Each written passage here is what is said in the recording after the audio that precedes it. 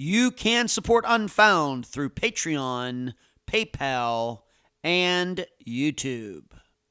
Joey Lynn Offutt was a 33-year-old from Sykesville, Pennsylvania. She was the mother of 3 and loved having time to herself. On July 12th, 2007, after several days of no one hearing from Joey, her house was gutted by an intentionally set fire. A search of the debris did not find Joey. She was never seen again.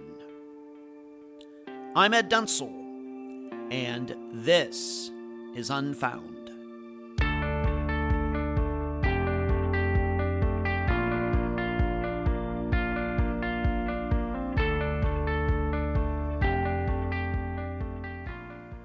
Fires and disappearances. I wouldn't necessarily call them a thing, as the kids say these days, but they are connected often enough that they are statistically significant, meaning we all should have at least a general knowledge of factors that should be considered when we're faced with a missing person and also a burned car, house, boat, or whatever that is certainly part of the case. Fortunately, or unfortunately, Unfound has a few like this in its extensive catalog, and I'll be expounding on these cases after the interview. Dory Ann Myers, Jeremy Burt, Bernard Rusness and Peggy McKay, Jean Bryant, Laura Bible and Ashley Freeman, Tyler North. Each a unique disappearance with a couple of those actually being solved, which might help us today. Well, for Joey Offutt, we have a burned house and a dead baby, and an intact car found 2 hours away. What happened before everything went up in smoke? And now a summary of the case. Joey Offutt was the youngest member of her family, and yes, that's her real official name, Joey. At an early age, teachers suggested that Joey might have had a learning disability. However, this did not affect her life as much as people would expect. Joey worked very hard and had a variety of jobs as an adult. But for her, the most important role was being a mother. In fact, Joey had her last child just weeks before she went missing. Yet, that was not the only noteworthy news that happened at that time. The father of that child and Joey's 2-year-old had proposed marriage to her that summer. So, in the early morning of July 12th, 2007, neighbors of Joey reported hearing an explosion. The fire department arrived to find her house in flames. At the time, only Joey and her newborn were known to be living there. Curiously, Joey's car was not there. Sifting through the ashes, officials found the baby in a bathtub, deceased. But a search for Joey came up empty. She was never seen again. This incident had been at the end of 8 days in which no one, including Joey's fiancé, had seen or talked to her. Her car was eventually found 2 hours away, parked where she used to live. And an autopsy showed Joey's baby was dead before the fire started. My impression is that we've not yet been able to create any firm theories regarding the relationship between disappearances and their corresponding fires. Yes, always suspicious, but almost leaving more questions than answers. Contemplate all the reasons why someone, missing person or suspect, would want to start a fire, while you also try to answer these 3 questions during the interview. Number 1, how much did Joey's prior behavior of wanting to be alone affect those 8 days of no one having contact with her? Number 2, why would anyone, Joey or not, park her car at the complex where she used to live? And number 3, neighbors reported Joey's car coming and going during those 8 days. Why then are there no records, credit card receipts, for example, of Joey going anywhere during that time? Joey's family totally rejects the idea that she started that fire. The guest for this episode is Joey's sister, Loretta. Unfound News. There is a new Unfound now out. I take everyone to my former hometown, Las Vegas, to look at the February 2025 disappearance of Mason McKay. This episode brought back a lot of memories. Next, the newest Found episode is now available for all of you Patreon and YouTube supporters. With the recent news of the Martin family vehicle being discovered in the Columbia River, I decided to take a look at what happened in 1958 and since then. Finally, I did some polling in the discussion group on Facebook of the 5 cases featured in last Friday's episode. Of the respondents, a majority only agreed with me on one of them.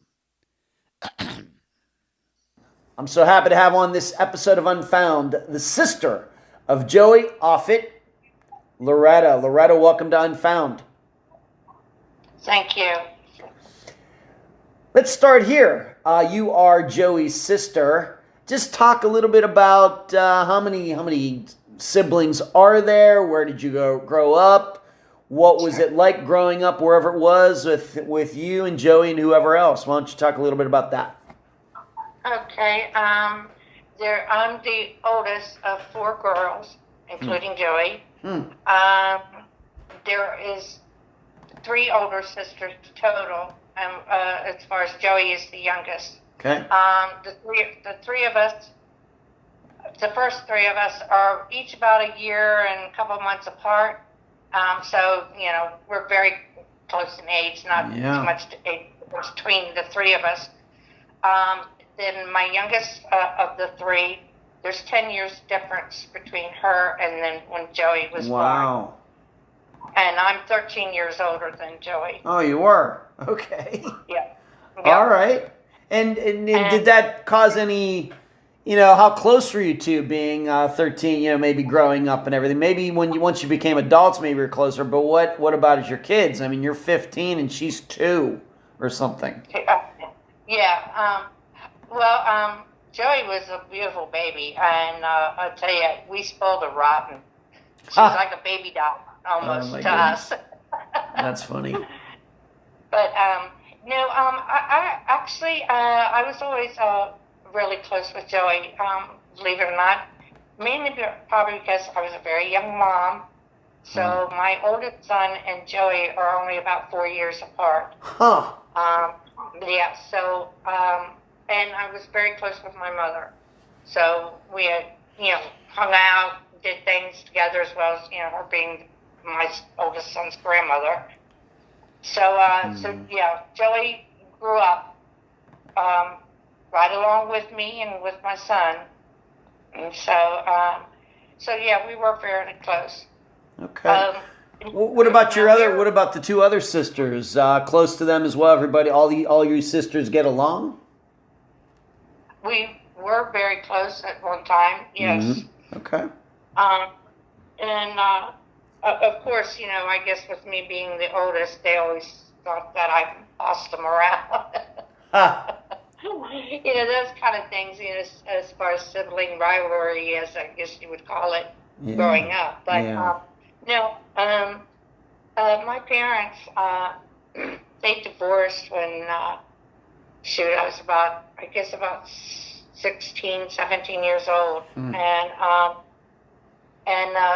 So once they divorced, because of visitation and things like that with my other sisters, of course I'm over 18, like I said, even with me still, we were close in the sense we always saw each other.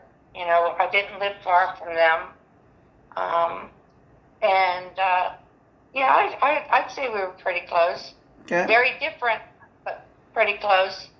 Up until all this happened. Okay, and we'll get into that. Where did you all grow up? What part of the United States? What state? What town? Grew up in Montgomery County, Maryland, in Germantown. Okay. And now Joey, she, even though she was born in Germantown, she grew up, though, in Fauquier County in Virginia. Okay. Because, as I said, when my parents divorced, my mom moved, and she moved away to Virginia then. And all of you girls went with your mother? I did not. I stayed in Germantown. Oh, you did? I wound up getting married to my son's father, and had family with work, things like that. So I didn't move to Virginia until, I was probably late 20s. Okay. And then my other sisters, a few years later, each one of them moved to Virginia also.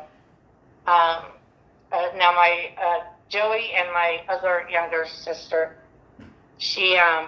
they moved to Virginia with my mom as well. And my sister, who's a year younger than me, she wound up staying in Germantown with my dad for a few years. Okay. So she went to finish school. Okay.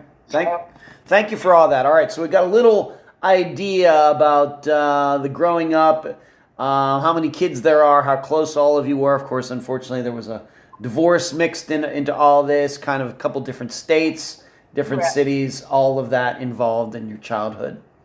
So let's move on to, of course, why we're here regarding Joey. I first have to ask, Joey, I'm guessing was not her given name, or maybe say a little bit about Joey. Was she a Joanna, or was she actually Joey? What is up with her first name? She was actually named after my father. Believe it or not, my father's first name is Joseph. Huh. And everyone really thought my mom might have a boy. And considering that my mom and dad came from such a large family, and there was mostly boys on both sides, and that didn't happen. So they didn't really have a girl's name picked out, so they just wound up calling her Joey Lynn, after my dad. So that is her official name. You see her birth certificate, that's what it says on it. Yeah. Yes, it does. And what is her middle name? It's Lynn, Lynn, which is my dad's middle name as well. Joey Lynn. Yep. Okay. All right, so your father was Joseph Lynn, and she was Joey Lynn. Yes. Oh, my goodness. All right, so her real name is Joey, Joey. Let's talk about Joey. Why don't you tell everybody about her personality, her interests, what was she into, hobbies, things like that. Just go through that. We like to get to know these missing people as best we can. Sure. Well, as a kid, Joey was, I guess, basically like any kid growing up. She, liked school. She had a lot of friends, things like that. She was kind of shy, and she was a little thing, and she was as an adult as well. I know that in a lot of these blogs and ads, other stories and stuff, they have her Joey as being 5'3" tall, but she wasn't. Joey was just 5 foot tall. Wow. And she was very petite. Little. Oh yes. She wore like a 4.5 size 5 top shoe. If that does it, I don't know. You're a guy, you may not understand that. But I don't know what that means. Very small foot. So she was a little thing, but Joey, though, had some problems growing up as far as learning. She had learning disabilities and things like that. And the older she got, I would say, in her late teens and older, that's when I guess you could say it became definitely more noticeable that there was something different about her versus, other kids. Yeah. or and unfortunately back then, you know, there just wasn't the knowledge like there is today to be able to, you know, pinpoint or give it a name. You know, Sure. Even though my mom had taken her to doctors and talked with the counselors at schools and stuff like that, saying, you know, that they always thought that there was something just off a little bit, and they always brushed it off. You know, it just seemed like, well, you know, at one stage she was very young. A lot of kids go through this kind of stuff, not to worry. And another stage of her life, I guess, you know, when she got into the, I guess what you call tween ages. Yeah. They would say, you know, that to like being, I don't know, 14, 15. They would say, oh, it's just the age. She's, you know, it could be rebelling of some sort, or where the kids don't really see eye to eye with their parents or something. There's always something. Yeah.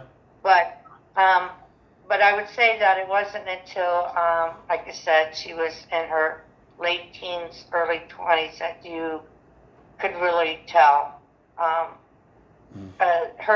to give you an example, her childhood friends were now so-called outgrowing her. They're maturing. They're going on, you know, living their lives and taking whatever they've learned with them, you know. And Joey struggled with all that. So, is this something that if I were to meet Joey, would I notice that she had some sort of learning disability or something, or was this just something that was book related, you know, education, going to school related, or could you tell if you were talking to her? If you were just meeting her, you know, once or twice or something, or first few times being around her, no, you would not notice it. The only thing you would notice is that she, again, because she's small and very petite, she looked a lot younger than she was. And she had a very, I don't want to say like a mousy kind of voice, but very young voice. I remember one time she got a kick out of, well, in the beginning, it was funny to her, but as time went by, it wasn't so much. But she would get phone calls to her house, and they would ask, you know, can I speak with your mother, please? And she's like, who are you looking for? And they would say, Joey Offutt. And she said, well, I am Joey Offutt. And they would say, are you sure? She said, yes. Because she sounded, you know, had like a child's voice. Okay. And not only did she sound like a child, but she was only 5 feet tall and little, and so she probably seemed to be a lot younger than she was, both, you know, physically, mentally, and she sounded a lot younger. Yeah. Yeah. So, so we knew that that she had, or we at least suspected when she was, you know, in school still, she had like development and intellectual type of disabilities. Yeah. Just never could put a name to it at that time. Okay. Does this anybody else in your family suffer from anything like this? Just her? Well, actually, her oldest daughter suffers a little bit from it. Oh, same thing. Her daughter. Okay. Yeah, and actually, Joey had recognized some of the things, I guess, in her oldest one when she was young, and she was trying to start getting her looked at and taken to the doctors.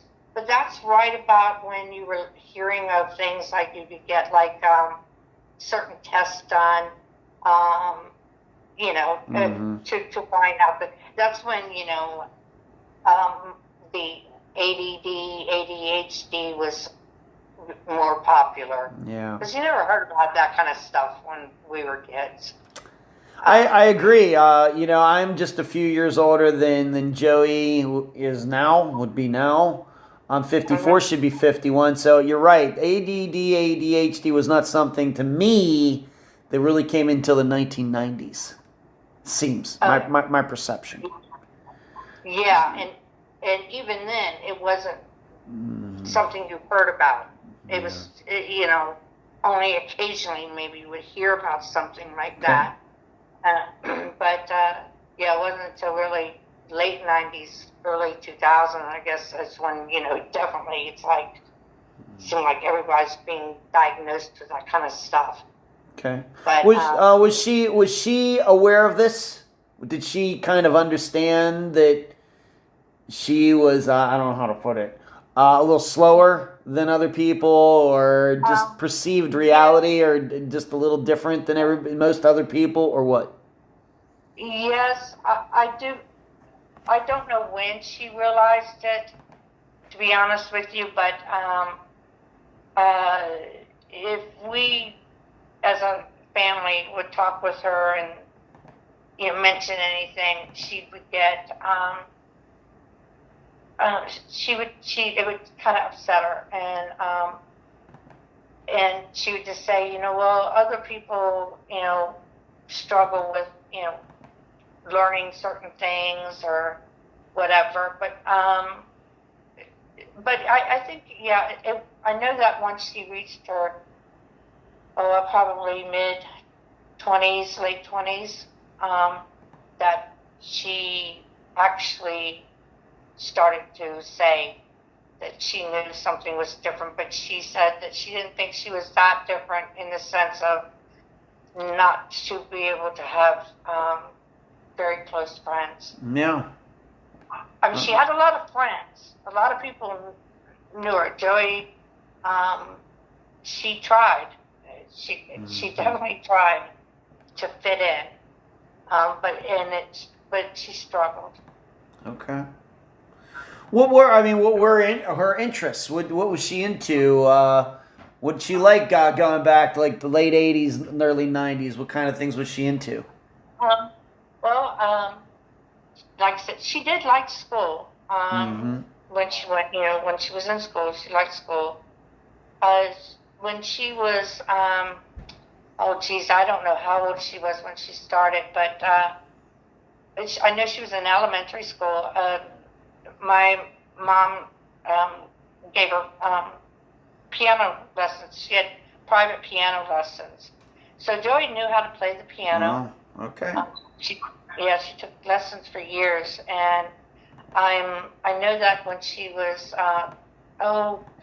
maybe about 21, maybe something like that, she even bought a guitar, just a acoustic guitar, because she wanted to learn how to play the guitar, and hopefully as well as she did with the piano, but she didn't get to take lessons like consistent, and but she was trying to learn how to play the guitar. She in school she was involved in like the choir and the band, things like that. In junior high and all through high school as well, she loved journalism, so she took classes for that. She was very involved in like the school newspaper all through junior high and high school. Matter of fact, that was one of her majors when she went off to college. And but unfortunately, she only went 1 year. The second year, she wound up just dropping out because she was struggling too hard. Yeah, I guess she would. If she had some learning disabilities, I guess she would. Yeah. And she lived on campus, actually. Wow. What school was this? It was what is that? The Shepherd University in West Virginia. I know Shepherd University very well. Okay. Yeah. What did she do? What did she do for work? She went to school, and dropped out. What did she end up doing? Did she get some work? Did she move back home? Where was she living? What was she doing there? Well, she, of course, at that time, computers was the thing. Mm-hmm. So she, had learned a lot of computer stuff and software programs and things like that through school. And she took some courses also in college. So the kind of job she would get had to do with that. And I apologize, but I am computer illiterate. I was That's never all right. Secretary type or anything. My work went elsewhere. That's totally fine, and don't feel bad about that at all. But she did get work, so she drops out, even though she had some learning disabilities or something along that's a very generic term. But she managed to hold down a job and make money. Yeah. Do that. Yeah. And where was this? Mainly in Virginia, in the Fauquier area, or Prince William, which is the next county over. But I would say most of it was in Virginia. Now sorry, I don't know when it was, but at one point, she wound up working for someone, and they moved, I guess, their job or whatever business to Pennsylvania. And she wound up moving to Pennsylvania to continue working. And she did that that would be probably in the late 90s. Okay. Early 2000. Okay. But, and we have to remember she went missing in 2007. Yes. Yeah. But, so, and then she was only there for about maybe a year or so, and then she moved back to Virginia again, and worked there. At one point, she even started to do some healthcare type work in Fauquier County, and she even got, a few certificates for being, completing like her nurse's aid program and stuff like that for, what is that place? It's Oak Springs in Warrenton, and which is, a home mainly for not just elderly, but people who are like recuperating from surgeries and whatnot, and they would go from the hospital to this place. Well, the thing is, Loretta, even though it sounds like she maybe had some problems in school and everything, it seems like if she's getting certificates in the medical field and things like that, obviously she had some brains, obviously. Yes. She worked, and she would work very hard doing it. It was not something that came easy to her. And even when she had lived with me for a while, she was taking courses online, and she would be up day and night just studying and trying to pass these courses. Sometimes she would pass them right away, and other times not. And she would just do it over again. She wasn't lazy or anything. Doesn't sound like it. No, not at all. Doesn't sound like it at all. Yeah. She lived on her own quite a bit, as far as in apartments or in housing to where, maybe there's like a separate area or something to where in somebody's home, and she would rent a place from like that. But yes, she could retain some information in that respect. It was, keeping it, I guess, is what she struggled with. It's just certain things. All right. So she's working. It's like you said, living by herself, making her own money, working hard, even though it sounds like maybe she had to work at these things maybe harder than a lot of other people. Now, I do know that she had 3 children. Let's talk a little bit about them. We don't necessarily have to get into their names or anything, but she did have 3 kids. Why don't we talk about, I guess these would be your niece's nephews and nephews. Yes. She had her oldest daughter, I'll say Kay. I'll just use their initials. Okay, if that's all right. Fine. Yeah, fine. It's only because I'll tell you, there's a lot of weirdos out there, and ever since she went missing, we have tried to keep anything to do with them very private for their own safety, and it's still like that. Yep. So even though they're, of age, we still feel very strong about keeping things private. That's fine. So, oldest daughter, I will say Kay. Middle daughter, I will say C. And of course, then there was baby Lex. Okay. So, 2 girls and a boy. Okay. But, when she had the oldest one in, 98. And then the next daughter was born in 2005. And now, again, there were times where she wasn't working, and she would try to work from home, online stuff, but she would struggle, and my mom and my stepdad would, help her out as much as they possibly could with her. Okay. So, and so she did have help. And these kids, I know the third one, which we're going to talk about, is regarding the disappearance. But the 2 others, same fathers, different fathers. The oldest one has a different father. Has never, ever, ever been in the picture. I see. Ever. Not throughout her pregnancy, not since she's been born, nothing. Okay. And now the youngest daughter, her and baby Lex, I'm sorry I keep referring to them that way, that's because of their names. Yeah.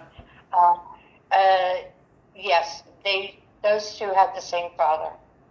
Okay. Which was Alexis. All right, and we're going to talk about him here in a bit. All right, so 3 kids, born 98, 2005, and the other one born not too long before the disappearance, correct? Yeah, June 3rd, 2007. Okay.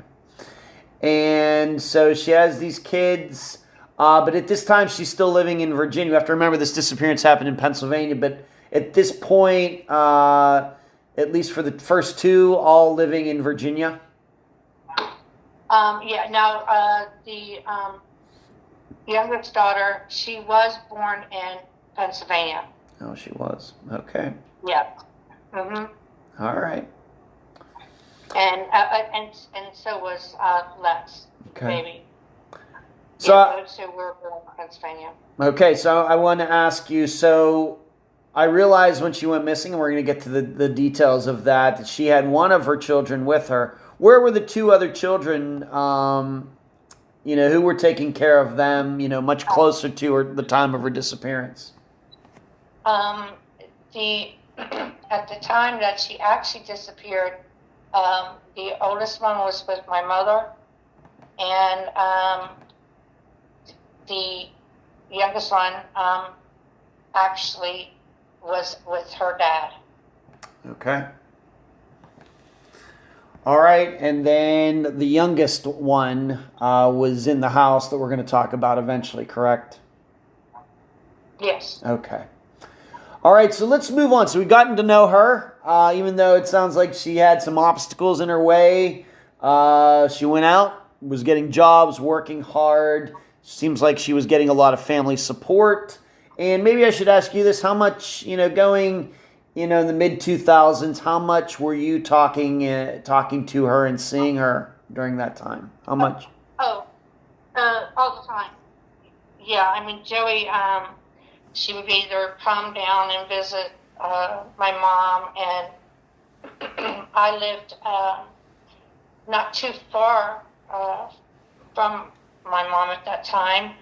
And but actually, at the time of the fire, I actually lived across the street.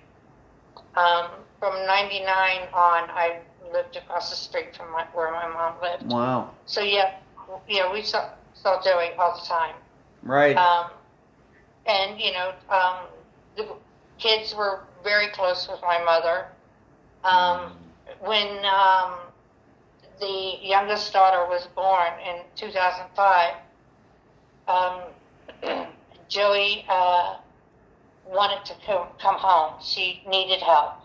So I wound up moving her to Virginia, to where, and she lived in the house with me. Okay. It like a separate section of the house. I had like a little, I guess you could say, its own little apartment that, and she moved in that. So from probably, let's see, I would say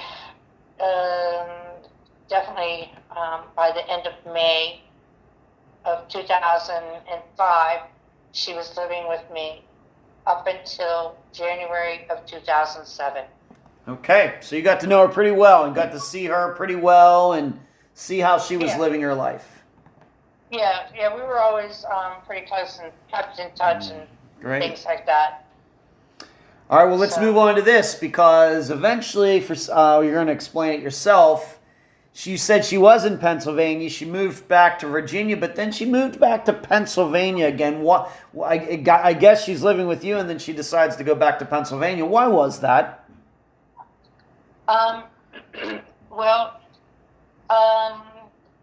the whole time that she lived with me, like I said, her daughter at that time was born in May, and I moved her at the end of May. So her daughter was only a few weeks old, the second child, and which is Alexis' daughter. Okay. And he had not been involved for a few months prior to her being born.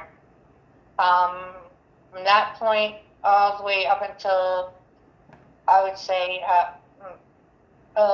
towards the end of 2006, I found out that they were talking and going to, I guess, work things out again. And it didn't go over well with me. Yeah. Okay. Basically because I was like, look, we moved you down here to help you out and things like this for more support, as well as a little bit of financially, a little. And Alexis was not willing to take over any financial responsibilities at the time. And I was like, well, he doesn't need to be here. He's been gone all this time. He doesn't need to be here. And if y'all want to get together, fine. Hope it works out. But you're not going to do it here. Okay. I know that sounds awful. No, I don't know. But and it was right after we moved her to Pennsylvania that she found out she was pregnant again. So once again, so we're very clear on this, why did she move back to Pennsylvania? Basically because so she could be with Alexis. Okay, so they could all right, be together as a family. He okay. wanted to work things out. Okay, so, and we're gonna get specific. And everybody's wondering, Alexis is a guy. Yes, yeah, all right. We really usually think that Alexis is usually a woman's name. Actually, Alexis is a guy. Just to clarify that, and we'll get into the specifics of him in a moment. Okay. So she decides she's going back to Pennsylvania, where Alexis lives. Yeah. In the general area. That's why. In the general area, yes. Okay. So, and that being said, because I told my mom that how I felt about her living, staying with me, yeah. and seeing him, and that no, I wasn't going to have it. I couldn't. I was barely making it myself, but I was willing to sacrifice because it was my baby sister, and just her and her 2 little ones. But if he was coming back in the picture, again, no problems with that. That's what they wanted to do. I wished them all the best, but they weren't going to be doing it off of me. I just couldn't do it. So when I said that to my mom wanted to make sure that Joey had some stability, because all the moving around and stuff was, worried my mom as well. She didn't want to have to worry so much. And especially since Joey wanted to move back to Pennsylvania to be closer to Alexis, she definitely didn't want to worry. And at that time, my stepfather was ill. We found out later, before Joey had gone missing, that he was already in the 2nd stages of Alzheimer's. Oh my. So, and my mom was the caregiver, so she couldn't be leaving to do things. She needed to be taking care of him. But she wanted to make sure her grandkids were, safe and had stability. So she had talked with my stepdad at that time, and they agreed that they would try to find a home up there. And housing in that area that we're referring to were fairly cheap compared to here. Okay.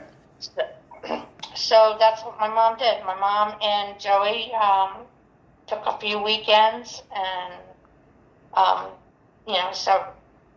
several times they went up there looking at houses. They had a realtor, and we took them around, and I went with her a few times until she found something that she thought was going to be in a very safe type neighborhood. Something that he felt very comfortable with, and that she could buy for her and have her be in her own home. And this was in Sykesville.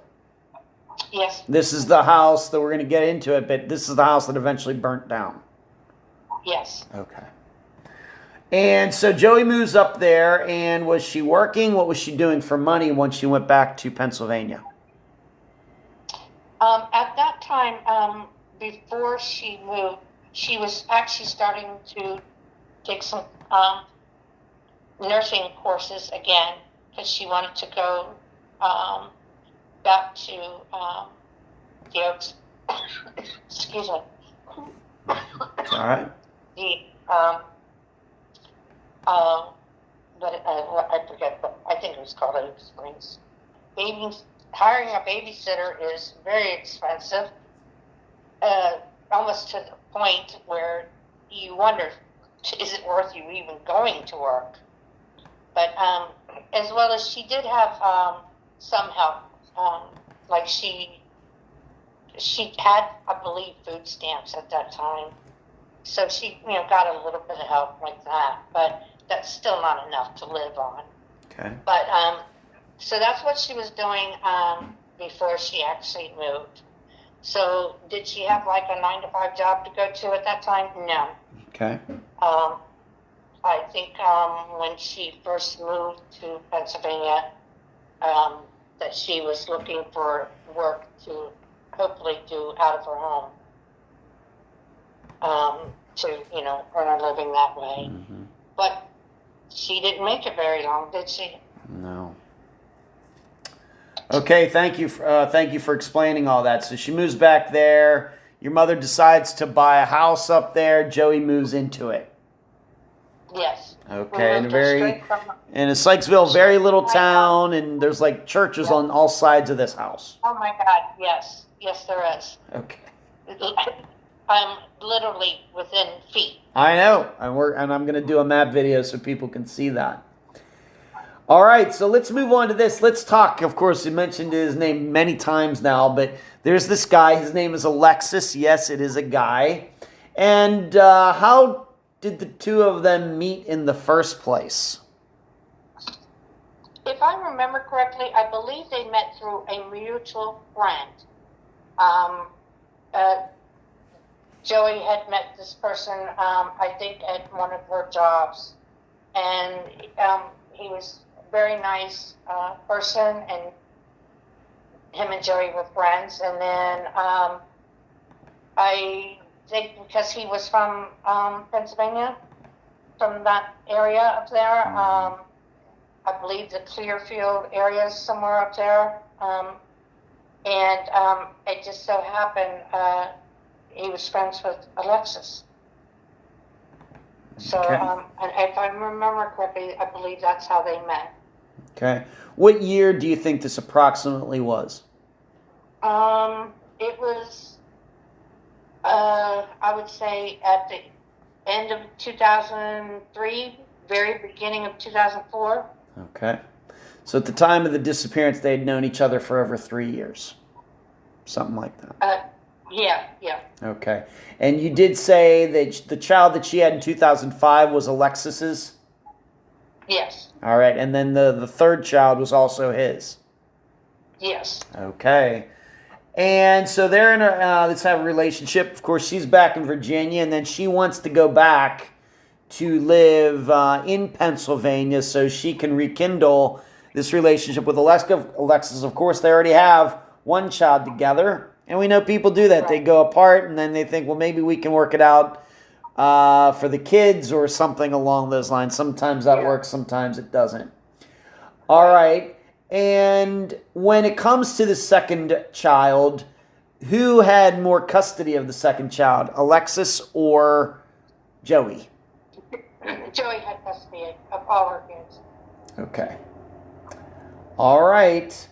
And when she moves back to Pennsylvania in Sykesville, this house that we're going to eventually talk about, it burns down. Were the two living together, or what was the situation, the housing, the rooming situation once she moved back there?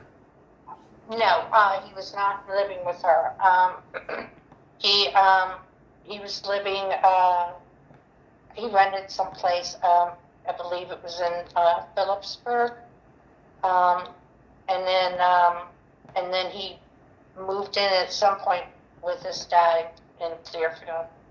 Well, it's actually, you know what? I'm going to say Clearfield because I get them all confused. It's Clearfield County, I guess it is. Okay. But where he actually lived with his dad was called Alport.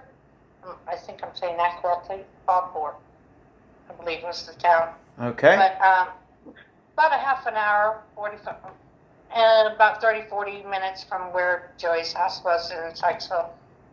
All right, so not close, but not far. Right. Okay. But just so everybody understands, the understanding is that, of course, you weren't there, your mother's not there, but the understanding is the two were not living together. Yeah. But I was there a lot. Okay, you were there a lot. All right, but you weren't living there. No, I was all right, you weren't living there. So once again, we just have to keep in mind, being that, maybe there's some people who are suspicious of Alexis and everything. The perception is that he wasn't living there, but he might have been staying over some nights there. I mean, they were a couple. Yeah, yeah, sure. Okay. So tell us a little bit more about Alexis as far as his job and what was going on in his life that year, 2007. What was he doing? Do you know? I know that he was, he had just started or was trying to get started some kind of, like going into business for himself. website type stuff. Again, sorry, I apologize. I'm not computer. That's all right. But it was where he was working out of his home from the computer online. Okay. And how did it seem the two were getting along? For example, this is just an example, was Joey, talking to you or talking to your mother saying, Alexis and I aren't getting along so well. He yells at me, maybe physical with me. Anything along those lines pop up in 2007? Not that I am aware of or can recall. Okay. They seem to be getting along. They visit quite a bit. Again, Joey kind of like me. We were mommy's girl, mama's girl. Okay.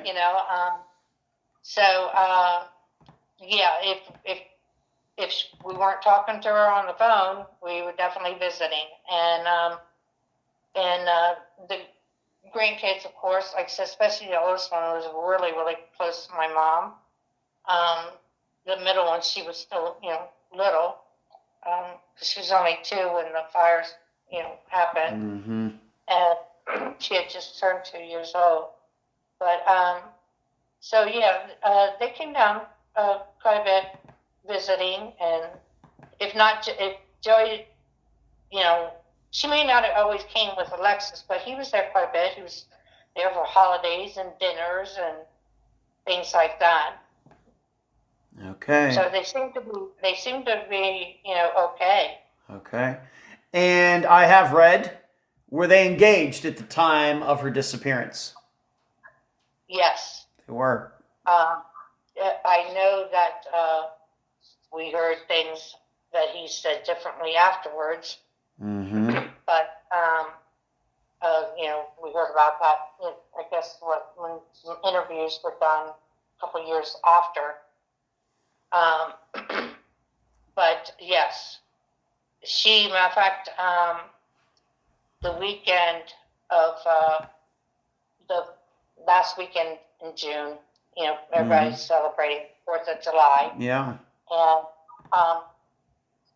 she started, saying something about her and Alexis were talking about getting engaged and getting married. Let's see, in May of 2007. And then when she came to my mom's, that last weekend in June, her and Alexis were together, and they showed us her engagement ring. Oh. And at that time, they said they had not actually set a day, but they were planning on getting married, not that September, but a year from then. So that would be 2008. Why so long? I guess because they had only been back together maybe for 7-8 months maybe. Okay. It could, who knows? It could have been something I said. It could have been something my mom said. Even advising them to not rush in. Yeah. But they picked the month of September, and she had an engagement ring. All right. So he went out. He bought her an engagement ring. You saw it, or your mother saw it. And the understanding was the two that they were going to get married not in September 2007, but in 2008. Correct. All right. And as far as how you and your mother felt about Alexis, were you happy about this? Yeah, he seemed okay.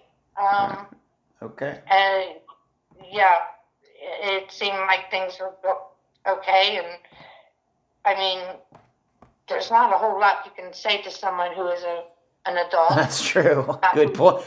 Good point, Loretta. Good point. Yeah, Yeah. And at that point when she came and showed us her ring and everything, because I knew about it before she actually visited my mom, but she, was excited to show us, things like that.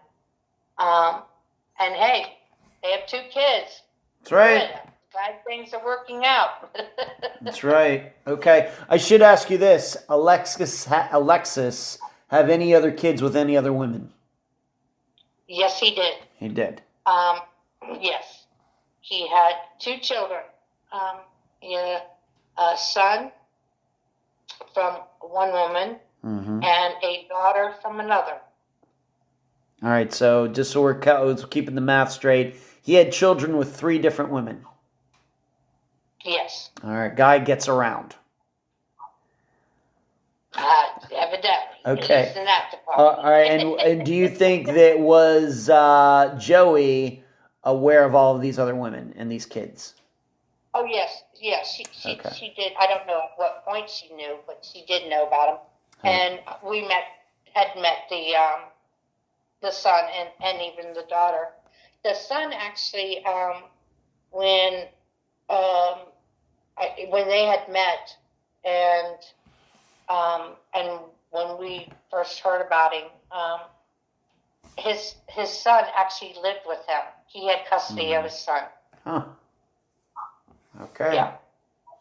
And his son is, let's see, he would have been maybe 9 years older.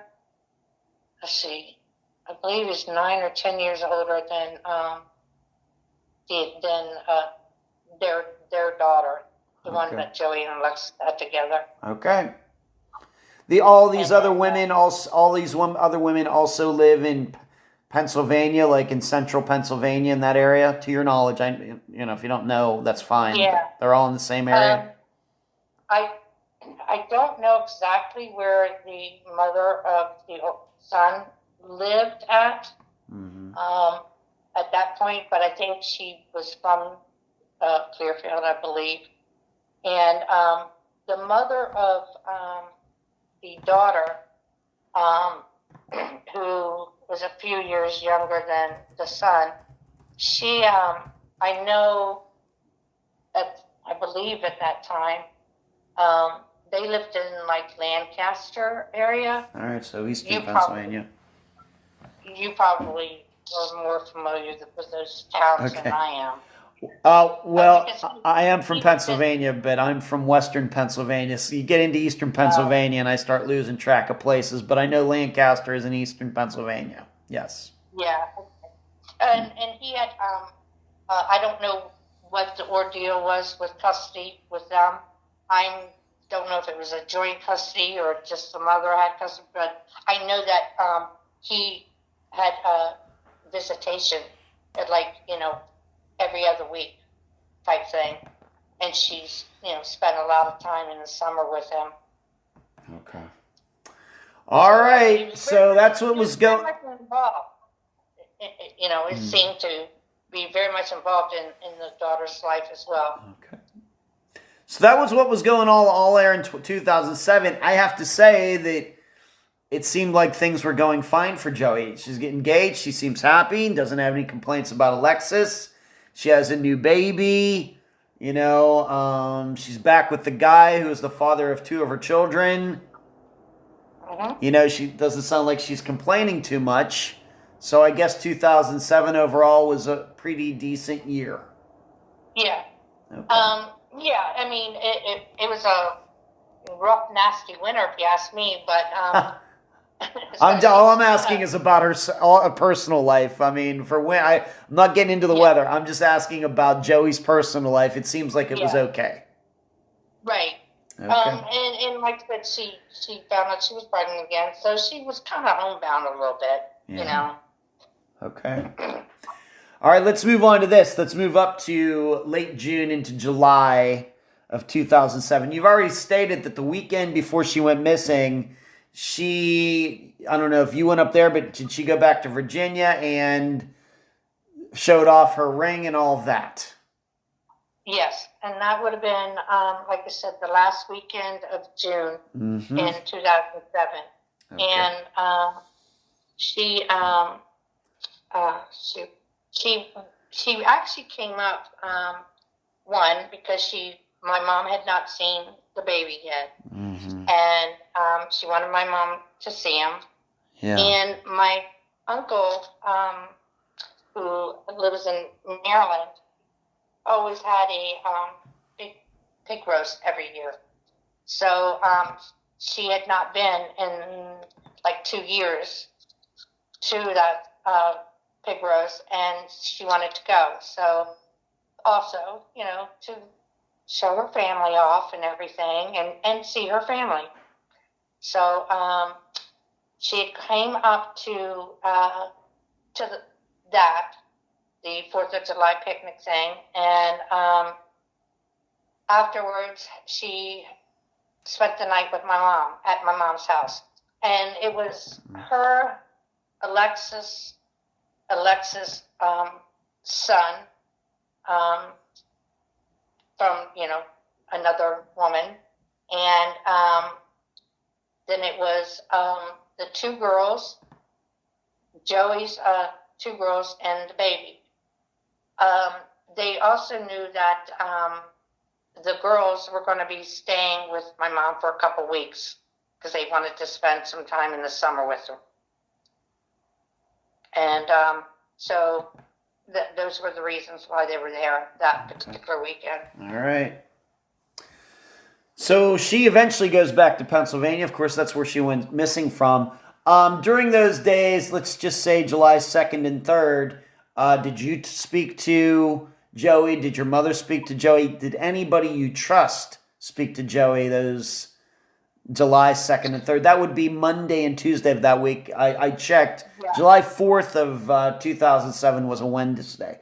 So Monday and Tuesday, so right after the weekend, after she would have gone back to Pennsylvania, did you or your mother or anybody else you trust talk to her?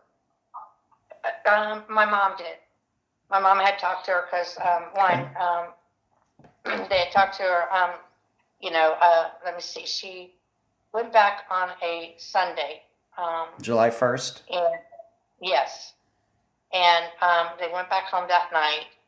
And so I believe, if I'm not mistaken, Joey talked to my mom then also, and her oldest daughter, because again, the oldest girl was now staying at my mom's house. She left her, and they wanted to leave the middle girl with me, but I had told them that I would get her the following weekend. Because I didn't realize they were coming up at that point. And I had told her prior to that I would take. Oh, shoot. Scratch that. Don't worry about it. Don't worry about it. If I could take, I said I would take her also for a week or two. To give Joey, a little time to get settled and situated with the baby. She had a kind of rough pregnancy. And so give her a little time to, for that. And plus she wanted to, stay. She wanted to stay also. So, but again, I had not expected them to come up early, and I was not prepared. I had work and everything else to do. And I said, I'm sorry, but you're going to have to take her back, and I'll just come get her. I'll be up, Friday, the following Friday. Okay. So. All right. So once again, July 2nd and 3rd, your mother spoke to her. Did you speak to her? My mom did. Okay. And the daughter, because she called her to tell her good night and things like that. Okay. What about July 4th? Of course, most Americans, July 4th doesn't mean anything anywhere else in the world. But here in the United States, July 4th is our Independence Day. To your knowledge, your mother's knowledge, did Joey have any plans for that day? Of course, most people have off work. Was she doing anything for Alexis? Was with Alexis? Do you know if she had any plans that day? Yes, they were planning to go to Alexis' grandmother's house. Okay. And have a picnic and stuff like that with the family, and do little fireworks and stuff like that. Okay. So yes, they had plans for the 4th. Did they go? Joey did not, but he did. He at this point also had the 2-year-old with him. Okay. He'd taken her the night before. Okay. So your understanding, your family's understanding, is that she was supposed to go with Alexis to somebody on his side of the family for July 4th. We know it. Everybody dogs, hot dogs, apple pie, and fireworks. Sure. But your understanding, though, when July 4th happened, Joey didn't go, and of course the baby wasn't there either. The child that had just been born didn't go to this event. Correct. Okay. Do you know if there was any explanation that Alexis gave his family as to why Joey and the baby weren't there? Yes. He had told us that him and Joey had gotten in a little argument on the night of the 3rd, I believe it was. Okay. Or that morning. It might have even been that morning of the 4th. Okay.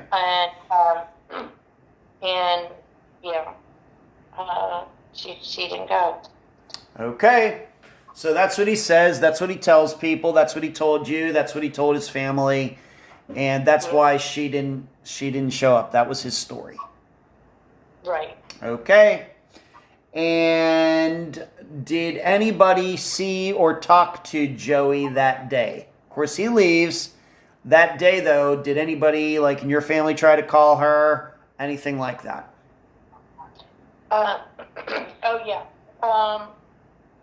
My mom had tried to call her a few times because her daughter wanted to, say goodnight because she hadn't called her to say goodnight to her and things. And there was a friend of theirs, of the daughter's, was having a swimming party of some kind, and Joey had forgot to pack her earplugs and things like that so she could swim, and so she was going to overnight these items to my mom. And that didn't happen? No, she did actually overnight it. Okay. It was postmarked on July 3rd. Okay. And so July 4th, did anybody talk to Joey or see her? Supposedly, that morning was the last time that Alexis saw her. Okay. Or had contact with her. All right, well, let me just be very specific. Anybody besides Alexis? No. Okay. And this is despite, and you even said that night, July 4th, that Joey did not speak to her daughter, the oldest, the daughter that was born back in the 90s. Right. Did not speak that night, even though they traditionally did that? Right. Okay. So my understanding then is nobody, at least in your family, the listeners know the way I usually put this is anybody we really, really, really, really trust. Sure. Nobody hears from Joey, talks to her, or anything for the next 8 days. Is that true? Correct. Okay. What were you thinking? I'm sure you heard about this. Maybe you even were trying to call her. Your mother's trying to call her. What were the conversations? This seems like it would be very unusual given everything you've explained so far. What were you and your mother talking about during that time? Did one of you say, you know what? Do we need to drive up to Pennsylvania to see what's going on? What were the conversations going on the 5th, the 6th, the 7th, the 8th, all that time? Well, it wasn't until, I would say it wasn't until like the 5th or 6th, maybe, that being that Thursday and Friday, that my mom started asking me, have you talked to her, knowing that I was going to be driving up there to get the 2-year-old. And I said no. I said I was going to be calling her, to double check everything for Friday. And I asked her why, and she said, well, we haven't heard from her, and, she had been calling to say goodnight to the 8-year-old, and she hadn't done that, and, she hadn't answered the phone when they called her. So on, I believe it was Friday the 6th, that is when I, called and said, look, you need to call me. If you want me to come get her, you need to call me because, I'm not driving 5.5, 6 hours up there just to find out you're not home or something. Right. Kind of thing. And it was probably around that weekend is when I learned about that, they had an argument. Okay.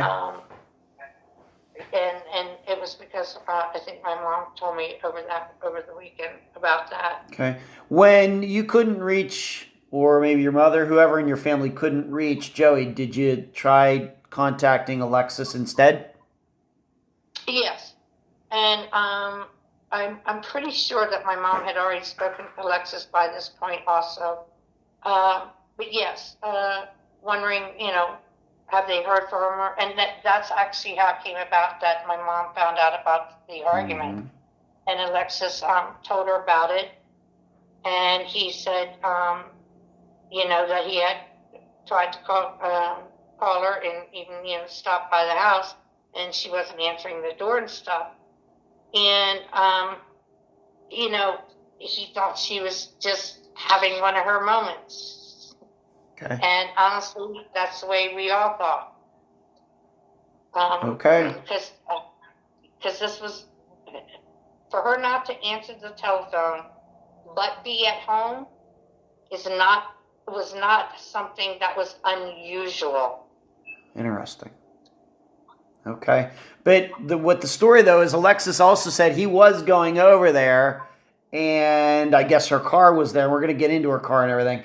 But he was going over there, and his impression, his story, is that she was there. She just wasn't coming to the door. That's what he said. Yeah. That's what he said. Yeah.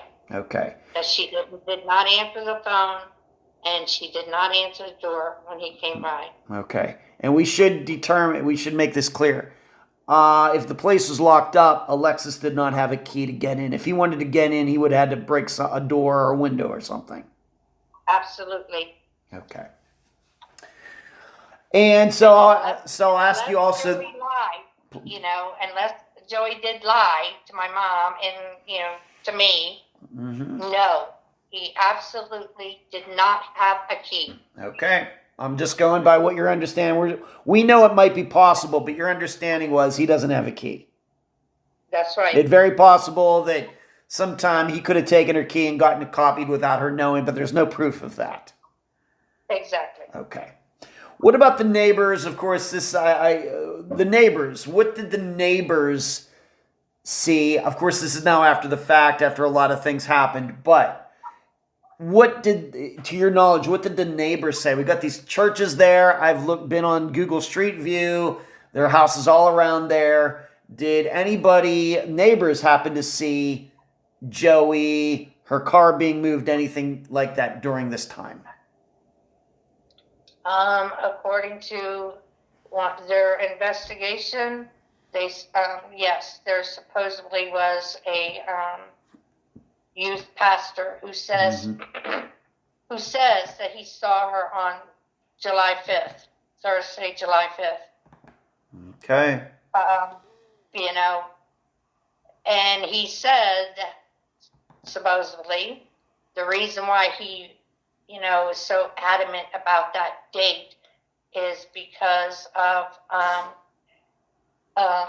he was there to return some chairs. Evidently, a family member had gotten married and they had borrowed some chairs. Okay. But that, to your knowledge, is the only sighting of her. that anybody came forward in that time frame. Once again, the 4th to when this fire happened. All right, so by the time the weekend came around, of course, the next weekend, so that would have been like the 7th and 8th, Saturday and Sunday were the 7th and the 8th. You're calling her, you're leaving messages, she's not getting back to you. Are you and your family worried? Not really worried at that point. I'm Okay. more aggravated. Okay. My mom was just saying, Joey, look, you can at least answer the phone and let me know that, you're at least all right. Yeah. Say something. And then by that point, too, she's like, I know Loretta's trying to get a hold of you, because you wanted her to come, get the 2-year-old. Right. Well, we're waiting to hear back, Joey, and, kind of thing. But were we worried at that point? No, not necessarily. Again, based on past history of things. Gotcha. Is why.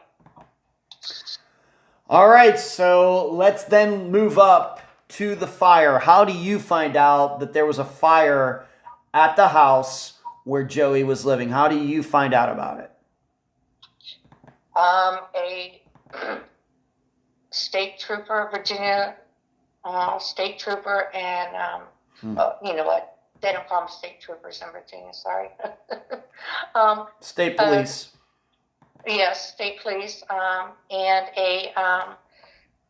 she was affiliated with the CYS. I don't know if she was a counselor or what she was, a caseworker or whatever, but was with him.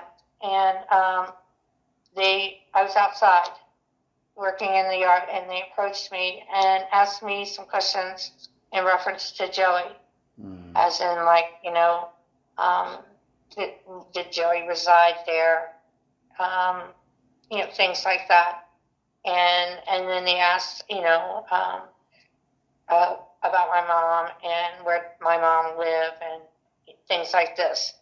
And I knew something was wrong. Yeah. And so it took a few minutes, but I finally, told him, I'm not answering any more of your questions until you start answering mine. What's going on? Where's my sister? Yeah. Why are you all looking for her? Yeah.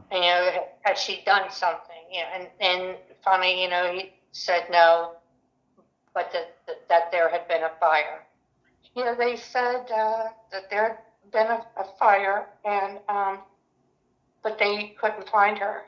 And then I asked, "Where's the baby?" You keep saying you can't find her.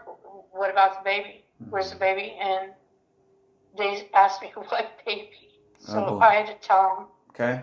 And I guess about the time that I informed them that there was a baby, they passed that information along to the police in Pennsylvania. Yeah. And because they actually were, some of the firefighters and stuff were still there trying to extinguish the fire, and then around about the same time is when they found me. They found the youngest one, the baby that was how old was the baby at that time? It was just a little over 5 weeks. 5 weeks. Yeah, a little over 5 weeks. It was almost 6 weeks. So, but we didn't know at that time that they had found the baby.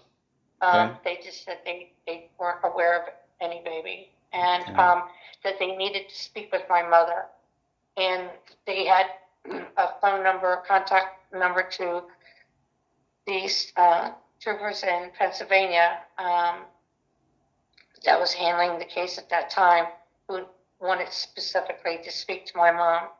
So I got her on the phone, And as I said, she lived across the street. So her and Joey's oldest daughter walked across to find out what was going on. And that's when my mom was informed of what had happened as far as the fire. And we have to remember the house was in your mother's name, right? Correct. Okay. And that was one of the reasons why they needed to actually speak with her. Sure. And I would say at that point, I would say probably in less than an hour, my mom and I were out of there. We made arrangements for Joey's oldest daughter to stay with my my son, who had just returned from the Philippines. So we did that and made arrangements with my youngest son, who was just gotten out of high school at that point, and I borrowed his cell phone because I didn't have one. And I borrowed his cell phone, met him on the road as we were heading up there. And I should ask you this: where was the 2-year-old? Of course, we know where the oldest daughter was. We know that the youngest was in the fire. Where's the 2-year-old? Yeah, she was with her dad, with Alexis. With Alexis. At this point, Okay. Yes. All right. And I should point out that that is also the same day that my mom had asked him, look, Alexis, go up to the house, leave a note on every door of that house so when there's no Joey can't miss it, seeing it. Again, up till the point of the fire, we believe Joey's fine because of the fact of being the car's there. Then another time the car's not. Then the car's there again. That kind of thing. And she said, put on that letter that you are going to the police department the next day. If she does not contact one of us by the morning, that you're going to report her as a missing person. And that should make a call. And so when we are learning about the fire and the Virginia State Police were there and at my house and stuff, I found out probably once we got on the road to head up to Pennsylvania, I was finally able to reach Alexis. And he was actually, I believe he said he was still at the police station at that point. Did he already know about the fire at that point? They had informed him while he was there. Okay. I believe they were talking with the fire marshal or something like that, and once he mentioned Joey's name and the address and stuff, they stepped out, came back in, and informed him. And then, you know what? I can't remember, but I think they told him about that they had found. They had asked him about a baby. Okay. Also, and he told them. All right, so I just need to make something clear here. So about the time that your mother had enough of Joey not calling any of you back, and she tells Alexis, I want you to go over to that house and put a note on all the windows and doors saying that if she doesn't call back, we're going to, get the police involved to see what's going on. Right around the time that your mother gave those orders to Alexis is when the house went up in flames. She gave it it was Wednesday when she had talked to him. And then, Thursday around 4 o'clock that morning is when the fire, when the neighbors heard the explosion and called the fire department. Okay. People will have to determine whether there's some causation and correlation there. Now, the baby, of course, very unfortunately, was found in the fire. Where was the baby found in the fire? In the house? In the upstairs bathtub. Okay. Now, I have to ask you this. I know it's very difficult. Could they determine if the baby died during the fire, like smoke inhalation or something like that, or was the baby dead before the fire started? They did do an autopsy. I'm going to tell you, it took them like a year and a half to get me to the autopsy. Okay. And of that, it was death was inconclusive, but they do know he was dead before the fire. Cause of death undetermined, but the baby was dead before. For example, the way they could determine that, no smoke in the lungs of the baby. That's usually how they determine that. There wasn't much left of him. Yeah. Okay. He's only not even 6 weeks old. Yeah. Bones are not bones, really. Yeah. So unfortunately, there wasn't a lot left of him. But what was, they were able to determine that he did not. He was already dead before the fire. Okay. Now, what's the most important, though, is the reason this is a disappearance, Joey's remains or Joey's body not found in the fire. No. Correct? Okay. That is correct. All right. And when we talk about this fire, and I know there's some pictures that I will, by the time this episode comes out, I know there are pictures out there of the house, of what it looked like afterwards. Would you say that the house inside was totally destroyed?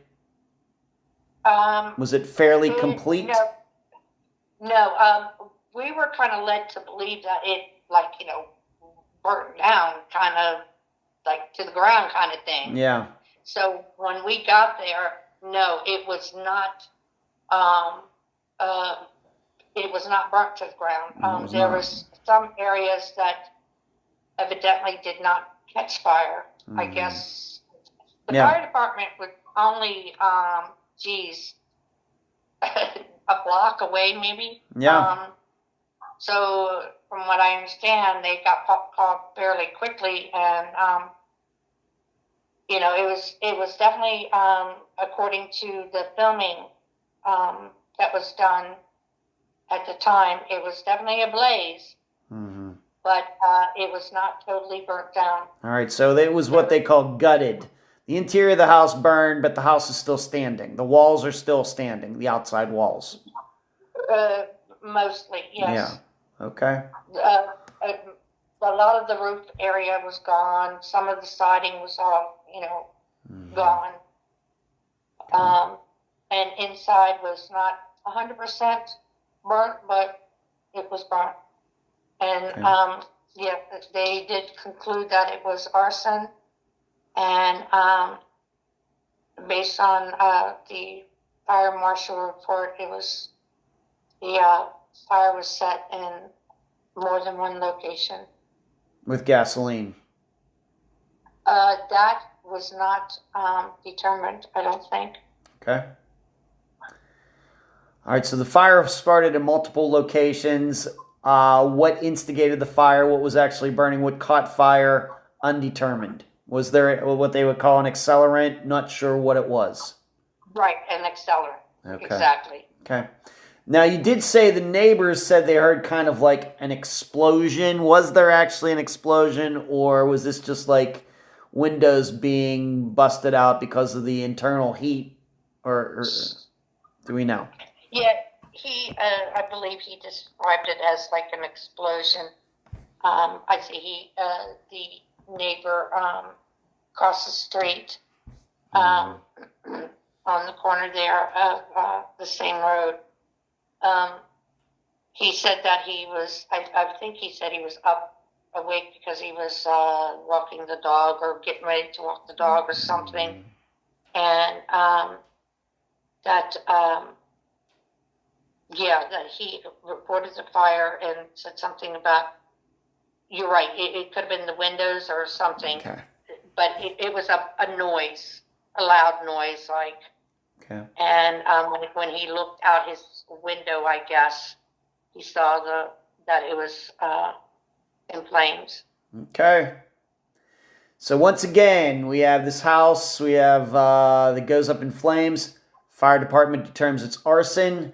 The baby is found dead upstairs in a bathtub.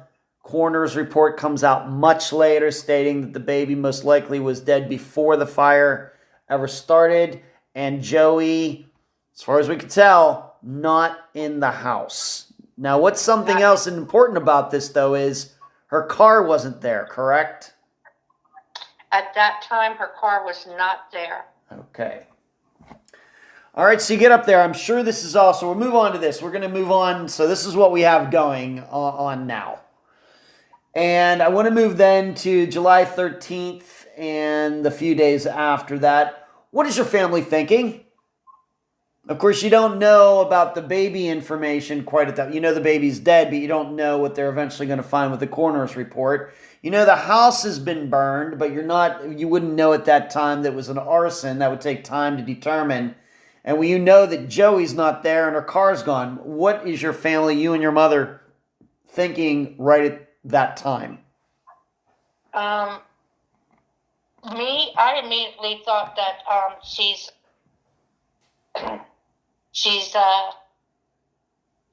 dead. Okay. Or that she has been, she's not there of her own accord. Let's put that way. Okay. That somebody has her. Is Okay. how that was my thought.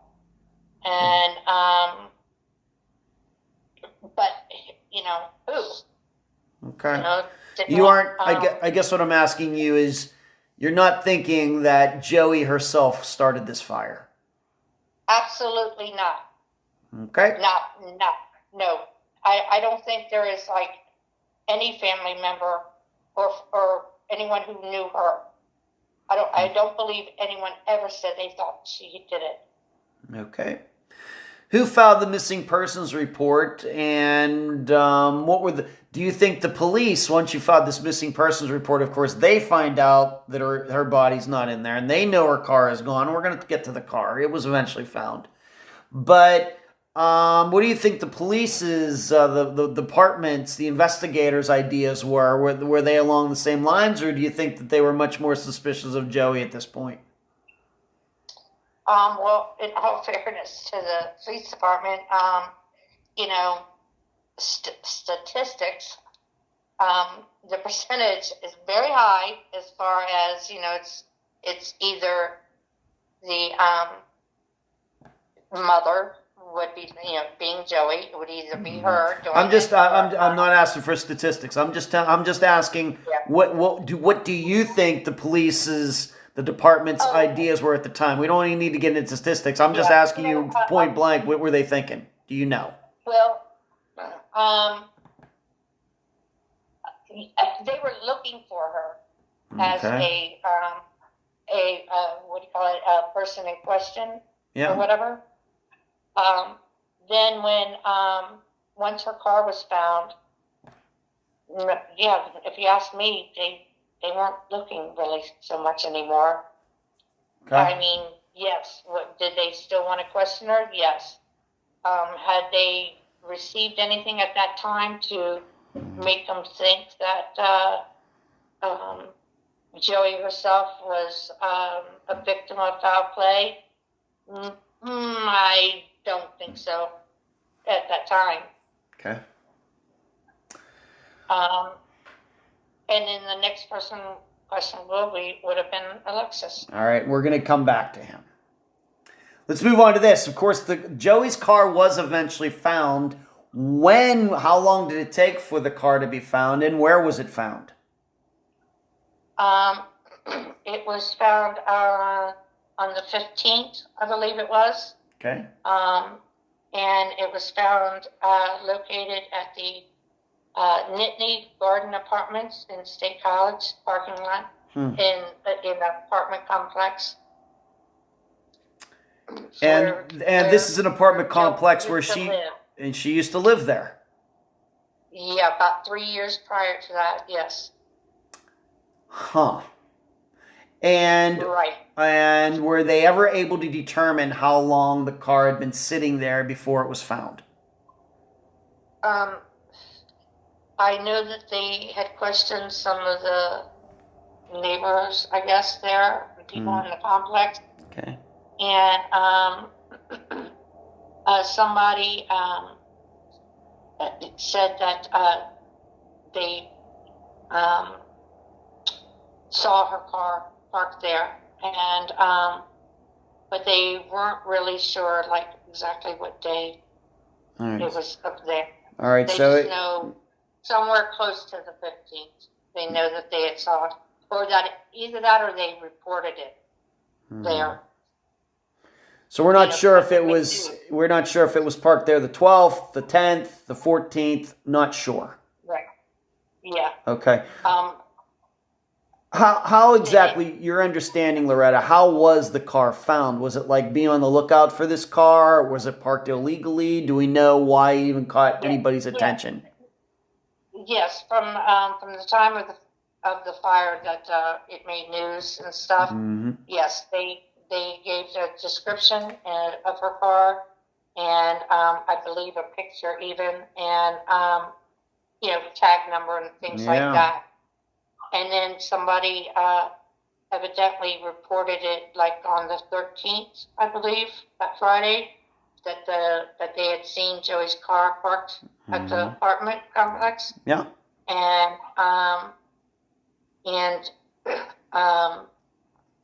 I guess the police interviewed that person on Sunday, that Sunday, about it.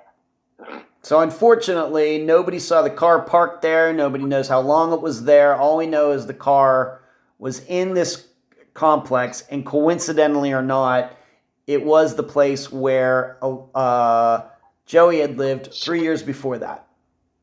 Yes. Okay. Yeah.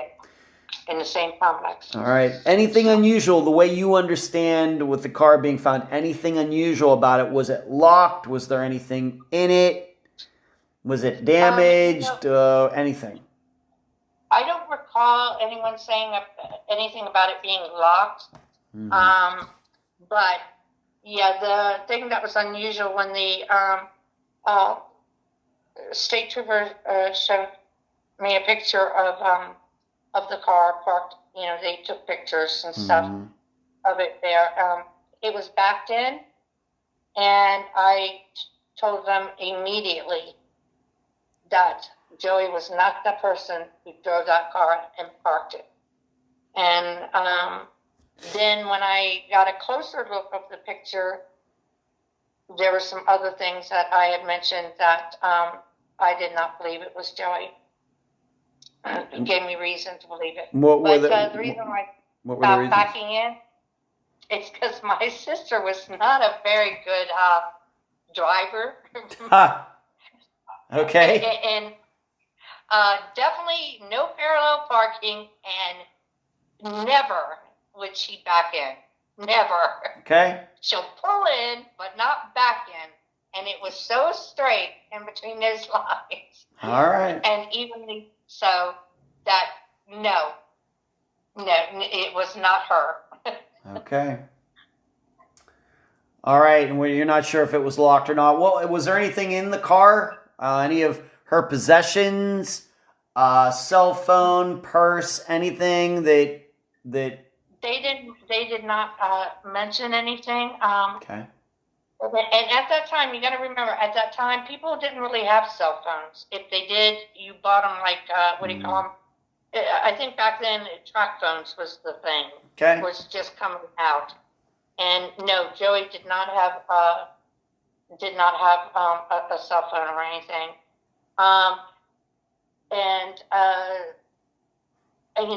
I believe maybe there was a little pillow in there still, somewhere in the car. I don't know where it was located, but it would have been, because Joey always kept a pillow because she needed it to sit on in order to drive. Okay. All right, so the car's found a few days later. It's just coincidentally at the place where she used to live. It's backed in, pretty neatly backed in, leading you and people who knew her well to think probably she didn't park it there because she was not that great of a driver. Otherwise, doesn't seem like anything unusual with the car, and maybe most importantly, the house was burned, but the car wasn't.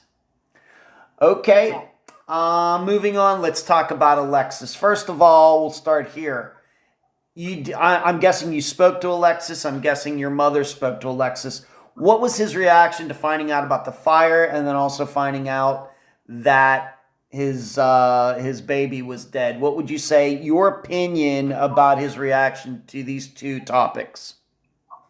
Well, when I spoke to him on the phone when we were driving up there on that Thursday, the 12th, it was kind of hard to hear what he was saying, and he was having a hard time hearing me also because one, we're driving and the connection was not that great, and the 2-year-old was with him, and she's crying. Yeah. They had been at the police station for a couple hours at this point, and he said, look, let me call you back. I just need to get her out of here, calm down, get her fed, and she needs a nap. She just was not calming down at this point. And I understood that, and I needed to focus on driving, so that was fine with me. We spoke later, and when I say later, we spoke to him later after we had arrived at the house, and which the fire department and stuff, they were still there. And we informed them that we were going to get a hotel room nearby, and we were going to be going back to the house in the morning. And he met us, and he agreed to meet us over there in the morning and bring the 2-year-old with him. So he had told me that while he had just found out about the fire, he said that they were almost finished with,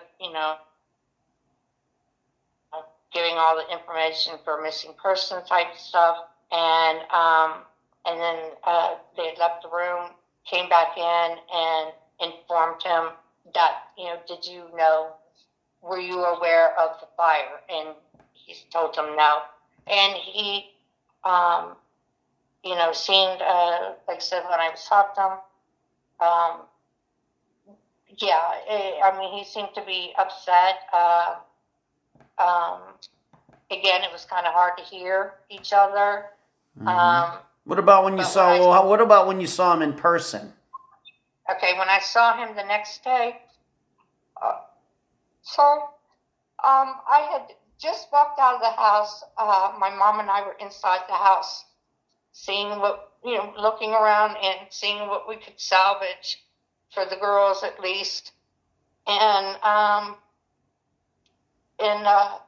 he pulled in and he gets out, and I take the 2-year-old, and he asked me where my mom was. I said inside, and we just talked a little bit about the conversation and how they told him stuff.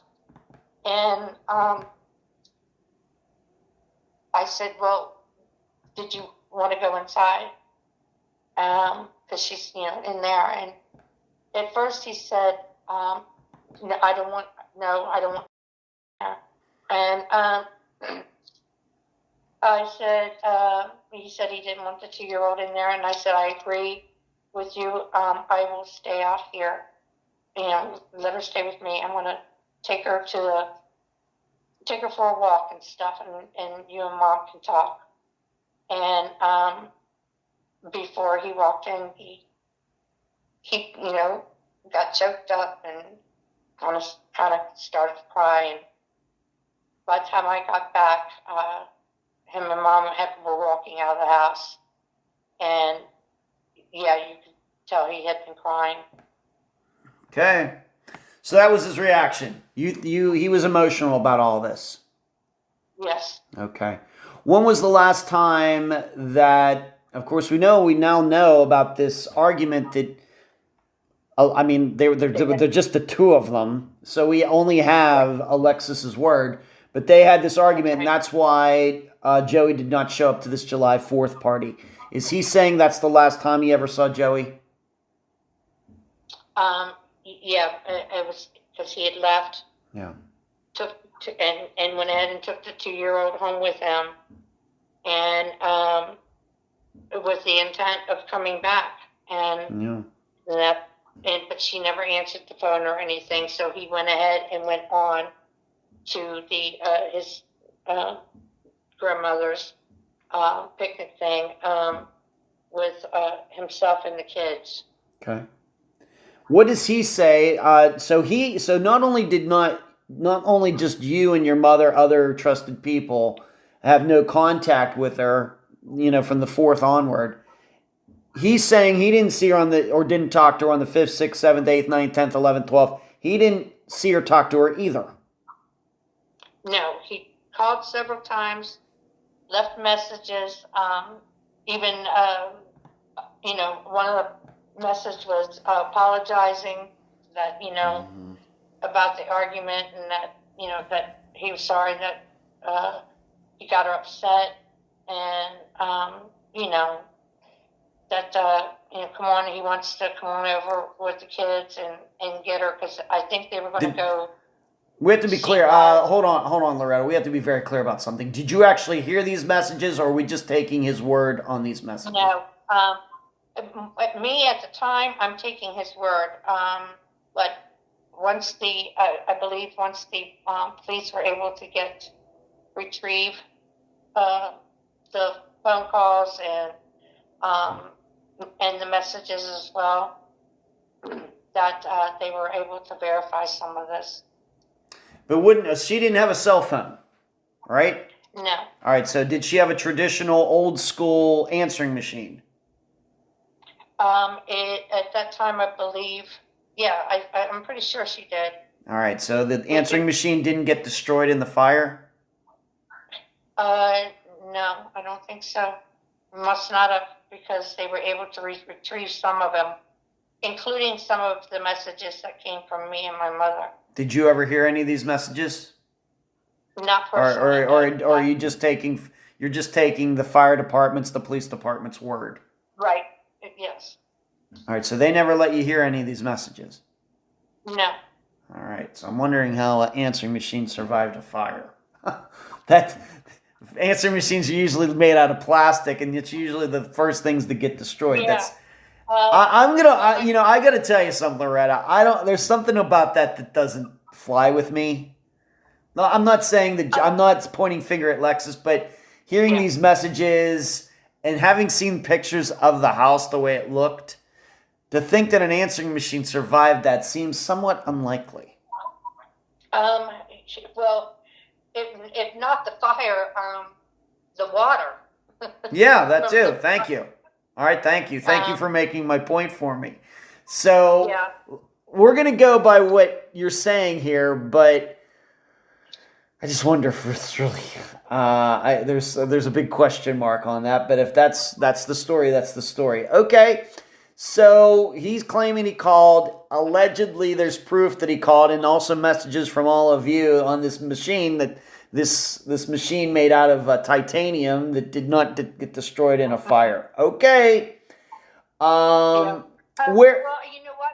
I actually have a picture somewhere. I don't know how quickly I can get to it, but of the one room, and it shows even one of the telephones still intact, hanging on the wall. The push button telephones. Yes. Okay. All right. We'll just let the listeners determine the veracity of all of this. Okay. We have to make clear on something once again. Joey did not, Alexis did not live there. No, he did not. Okay. And as far as your understanding goes, once again, I know we talked about this before, but I'm going to ask you again. To your understanding, he did not have a key to this house. Correct. Okay. In talking to him, whether the first day you saw him or later days, a week later, whatever else, Has Alexis ever offered up his own theory as to what happened? I mean, the police say, or the fire department says, it's arson. Has Alexis ever said, I think so-and-so started this fire? No, not that I'm aware of. His baby gets killed in this fire, and he never says to you, I think this is what happened. Yeah, he just said he honestly doesn't know. That he went over it in his head, the same as us. Mm-hmm. Where could she be? Things like that. We were informed that, now I don't know if there's proof of this or not, I can't remember, but I believe that he even called one of the churches, not there, right there where she lived, but a church, I believe in Clearfield, there, that they had been going to, or Joey had been going to. He even tried calling there, asking if any of the members had seen her or heard from her and things like that. Of course, this was prior to the 12th. Okay. I guess what I'm saying is, guy loses his baby in a fire that was intentionally set. He never settled anything along the lines as if I find out who did this, I think a lot of fathers out there are going to be bent on revenge. He never said anything like that? That you heard? Not that I can remember. Okay. Maybe he said it to somebody else, but to you and your mother, you have no knowledge he ever acted like that. Not that I can recall. Okay. Not that way. Okay. But then, I would be a type of person who would speak that way, and I even did about him. And I'm just asking you I'm just asking you your one-on-one conversations with him. Yeah.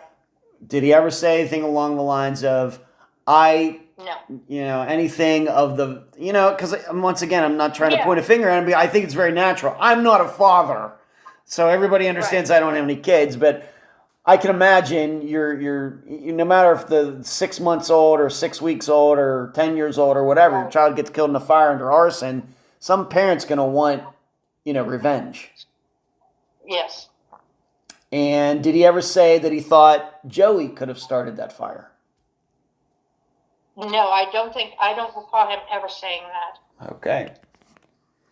So what did, so this all happens. Joey's missing. A baby's been killed, seemingly before the fire happened. We still have the 2-year-old that Alexis has. We still have the older child, Joey's oldest child. And what is your best understanding?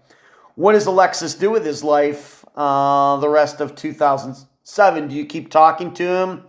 Do you keep talking about Joey? How often do you two communicate, and what else? Just, basically he's still working on doing his business thing online. Sharing visitations, I guess, with the 2-year-old, raising his son still, things like that. As far as was he dating or anything or that kind of stuff, at that point, no, I don't think so. Okay. Just trying to make it through and, Okay. So I'll once again ask you then the same question. For the rest of 2007, I'm sure you talked about Joey being missing. You talked about the fire. Did he ever offer up a theory as to what could have happened? No. Because you have your own theories, and we don't get into actual disappearance theories for these interviews. We stay away from that. But you have your own theories, and I'm sure you've spoken to many, many people about what you think happened, with Joey and with the fire. But you're telling me that Alexis never passed on anything to you as to what was in his head. Right. Okay. Yeah. All right. He never, I do know that he, at least not to me, and not that I'm aware of to anybody else, He never mentioned that he thought that she had something to do with it. He also, actually, to be honest with you, now that I think about it, he actually said the same thing as we did, that, that we wouldn't think that she would do something like that. Okay. Well, if she didn't do it, then somebody else had to have done it. And he couldn't say, well, I think there's this guy, John Smith, that could have done this. No names, nothing. No names. Okay. Now, what did Alexis end up doing with his life? Where is Alexis now here in 2025? He did wind up getting married. He did. Okay. Yes. He got married in 2009. Okay.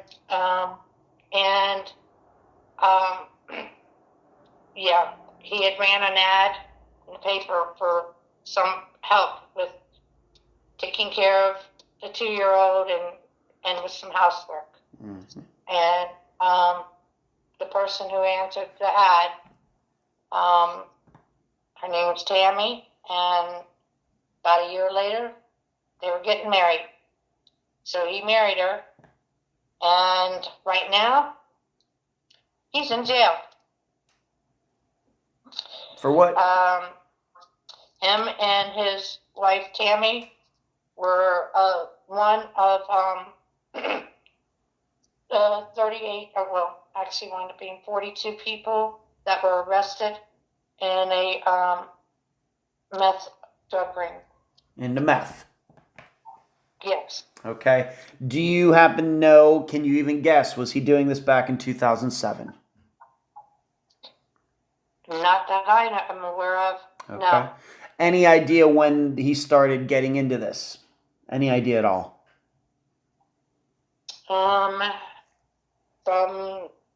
It came quite a bit of a shock to us, to be honest with you. Okay. That it was to the extent it was. Okay. Did we think something might be going on? Yeah. Kind of got a little idea of it. But probably about within that year that he got arrested. He was arrested in June of 2020. Him and Tammy were. And so we knew, felt like there was something going on. And she had a history of drug and alcohol related stuff. His new wife. Yeah. Okay. I have to ask you this. Before Joey and Alexis met, did he have problems with the law? Let's see. I think when he was a teenager or something, early 20s, he was involved in a car accident and really bad. And so he was put on some kind of prescription. I don't want to swear to what it was. I can't remember. But he had gotten addicted to the pills. He did. So, And okay. I believe he had gotten in trouble for pills. I don't know if he was in trouble with the police for sure, but I remember Joey saying something about it to us shortly after we had met him. And evidently when he was a teenager, him and some other kids, I guess, that there was some kind of fire also. Ironic, isn't it? Okay. So he had some issues with the law before Joey ever came along. Oh, yeah. All right. And then years later, he meets this woman, they get married, and now he's in jail for meth production, meth trafficking, whatever the charges may be. Yes. Okay. Yeah. Yeah. Let's move on. Let's move on to some other topics. So that's Alexis. Maybe I should ask you this. These neighbors, I asked you about them before. I'll ask you again. Did they recall ever seeing Alexis over at that house? You know, he said he was going over there trying to get in. I've seen the street view. I've seen satellite view. I'm hoping that everybody in the audience will check out the video and pictures that I'm going to put out there. There's houses, buildings, everything's right around there. Did anybody ever recall seeing Alexis over at that house trying to get into it in those 8 days between July 4th and July 12th? I don't know if they. I'm trying to. Well, there was someone. It wasn't a neighbor though. It was a home health care person. Okay. She had seen him over there once or twice, I think, at least. And because she had came for I guess a home health care visit. And Joey did not answer the door. Okay. And one time I know she had spoken to Alexis by telephone, inquiring about where Joey was, and he basically told her, the same information that he had told us, that, he's assuming that she was there, and that she probably wasn't answering the door, and why, because they had gotten in this argument. Yeah. And that he had not seen her, but yes, I think even with her, I believe she came by twice during between I don't know between the 4th and the 12th. Let's put it that way. Okay. And one time Joey's car was there, and one time Joey's car was not there. So. But did she see Alexis? But did she see Alexis there? On one of the times that she. One of the times she showed up, he was there. He came. Yes, all right, he wound up coming there. All right, that's what she said. Let's ask the big question. Did she see him inside the house? No. Okay. No, he was outside. He had pulled up, I guess, in the car. Okay. And and she spoke to him then. Okay. As well. How did you find out about her? Let me see. How did we find out about her? Alexis. He had told us that she had called him. And that Joey. She put it down as Joey missed her home health care appointment, and was also looking for it. And he had told this to my mom and told it to me too during one of our phone conversations, I believe. And then yes, and it said that she was there, and because he wound up talking with my mom and asking, did she? He didn't want to break in, he said, but. Did he want, to call the police? Because even the home health care person said something about, have you called the police? And he said, no. And he said, why?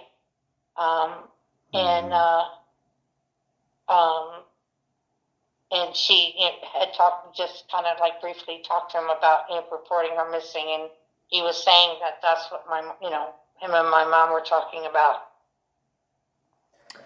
Okay. What about other people in Sykesville? Of course, you're way down there in Virginia. All we have is Alexis up there. Did Joey have any other friends, any other people that she knew in Sykesville around that area that she was keeping in contact with? She knew of, she had been meeting some of the neighbors, but was it anything like that they would be looking out for? Not necessarily. And, also, because from what I was able to find out myself personally, and as far as even with the police, what they had conveyed to us and talking, their dates of when they saw a car there, didn't see a car there, when they did see Alexis, when they didn't see Alexis, things like that. Were not real accurate. So they couldn't really pinpoint like a day based on a timeline based on the neighbors. Okay. And, that kind of thing. I do know this. You would think, I'm going to get a little upset, I think. Sorry. In such a small town with everybody knowing everybody's business up there, you would think that they would talk to you. People up there would talk about it. But they were very reluctant to talk to anybody. And even once Joey's house was torn down, I couldn't get the neighbors to talk to us. What does that mean? You would go up to the door and knock, and they wouldn't answer the door, or what? They recognized my vehicle most of the time because I was up there a lot afterwards as well.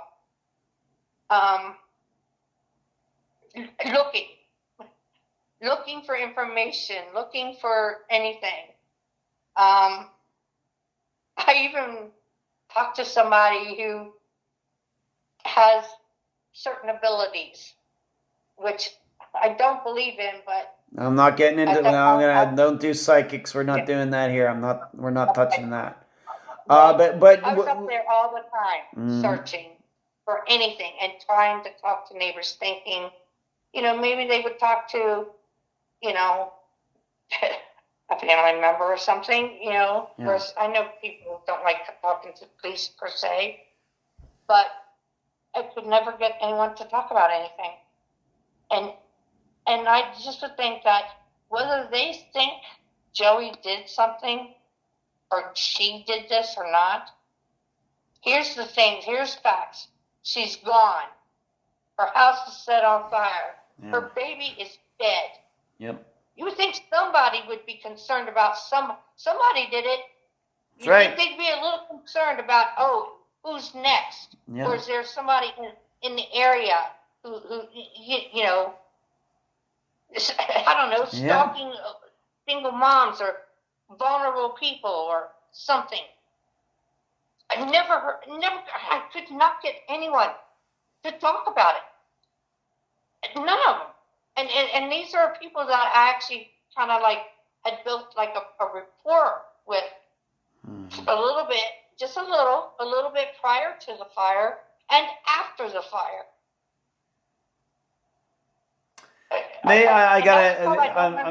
I'm not trying to play devil's advocate here, Loretta, but could it be that they just feel like they've said all they know?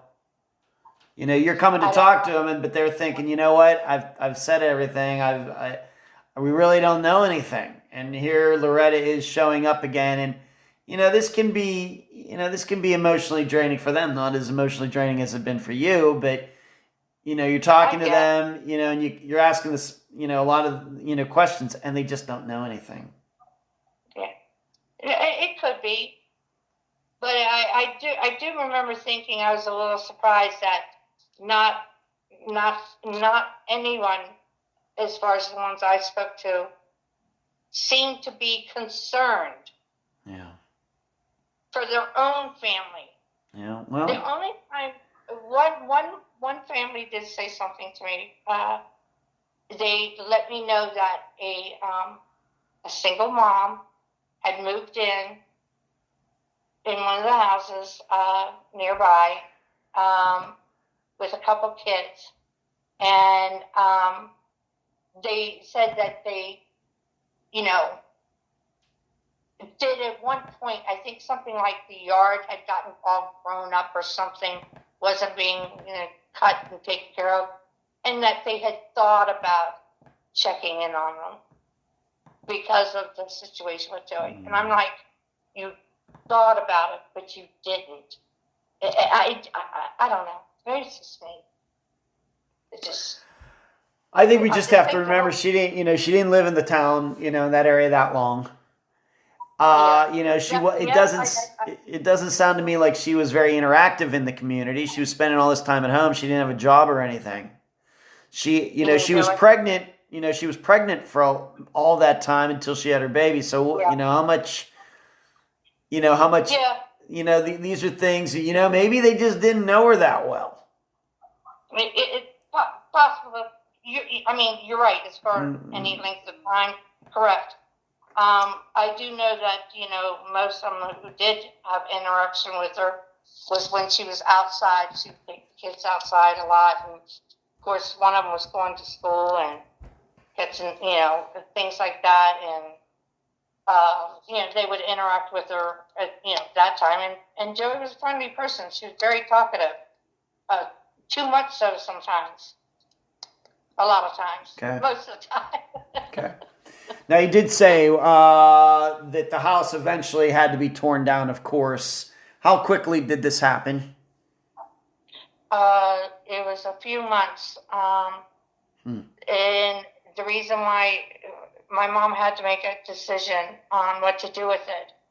And it was going to, it was going to cost thousands and thousands and thousands of dollars to clean it up and things. And the church approached my mom early on about purchasing the property, and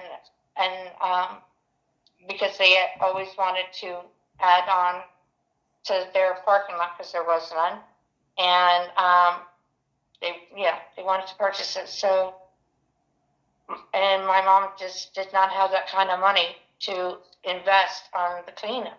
Yeah. It was amazing. I'm serious. You would be very, very surprised. It cost almost about almost 1/3 of what the whole house cost when my mom bought it. And the county gave her a deadline to do something. Yeah. She had to. Yeah, they're not going to allow that house to sit there burned out like that. Yeah. Yeah. Oh, sure. With all that mess up that they threw out in the yard and stuff, of course not. So it was understandable. And so we wind up again going back up and salvaging whatever we could or could not, from it, and then church sold the property to the church, and now where the house was is a parking lot. Yes, and they did it pretty fast. Yeah. Okay. With no mention of Joey at all. Yeah.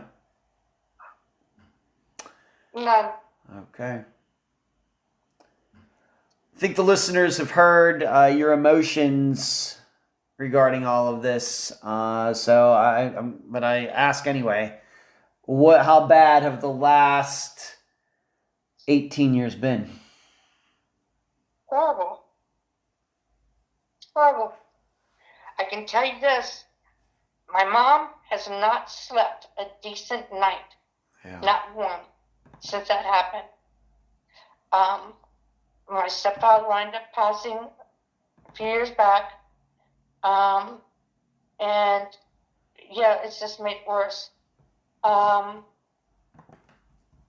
my mom emotionally, and mentally, you would think things would get better over time, but it hasn't. The girls, they've suffered their own, things with that and repercussions from it. And, I've had to go through counseling.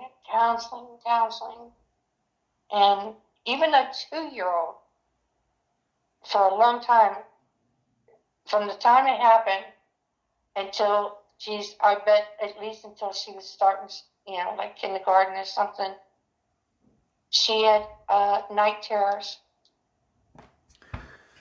Yeah. And to go through that with a baby who, like I said, she just turned 2 years old. Her vocabulary isn't that large at that time, but it wears on you. I'm tired. I can tell you that I'm tired, and I didn't post anything this past year on on her site that we have and stuff. And I feel very guilty about it, but emotionally, I just did not have it in me at the time. And the first There's year nothing I've wrong ever with done that. There's nothing wrong with taking a break, Loretta. I'm getting old. There's nothing wrong with taking a break. You have your own life to live. I know she's your sister. You care. You've obviously been very involved in everything, but you have your own family, your children, grandchildren, and everything that you need to be there for them. And my nieces, my nieces are, it's like, of course, granted, it goes without saying, my mom has always been there from day one, no matter what. And I have too, but I've always been there as an aunt. But since their mom has gone missing, it's like, I've stepped in, kind of like in place of Joey. How I looked at it, I know it sounds silly, but how I looked at it as far as like my rapport with Alexis and his wife, Tammy, is I looked at like, well, if they were divorced, if they had gotten married or either, even if they hadn't, and they split up, what do you do when you have kids? You divide things, Yeah. custody, visitation, decision making, things like that. So, yeah, I've been there, and the one thing that I've been there where my mom couldn't be is anything to do with driving. Driving to PA to talk with police, to talk with the neighbor, whatever, looking for certain things, going on certain information even over the years, and going back and forth from my nieces. It's not easy. It's really not easy on them. And I will say it's been worse since Alexis. Mm-hmm. Since he, has been arrested.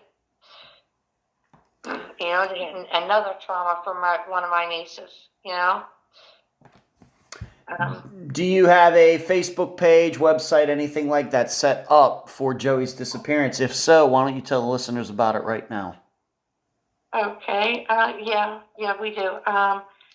Let's see. One of the sites that we have is on Facebook. It's called Help Find Joey Lynn Offutt. Then we have websites, like the www.joeyoffutt.com. Okay.